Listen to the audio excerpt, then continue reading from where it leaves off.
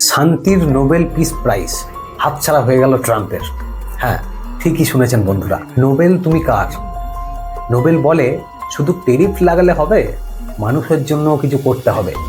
যে করবে তুমি তার। ট্রাম্পের স্বপ্নের নোবেল ফসকে গেল। হ্যাঁ, এতদিন যে ট্রাম্প নোবেলের জন্য চিৎকার করেছে হোয়াইট হাউসে এবং সারা বিশ্বে, আমাকে নোবেল দাও, আমাকে নোবেল দাও, সেই ট্রাম্পের ধারে কাছেও নোবেল এখন নেই। নোবেল পেলেন ভেনেজুয়েলার মহিলা মারিয়া করিনা ম্যাচাডো। সারা বিশ্ব এখন ট্রাম্পকে একটাই শব্দ বলছে, ছি ছি ছি।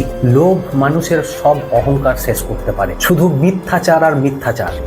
সারা বিশ্বের বিভিন্ন দেশের মধ্যে তিনি যুদ্ধ লাগিয়ে দেবেন, আবার সেই যুদ্ধ হওয়ার পর তিনিই বিরতি টানবেন।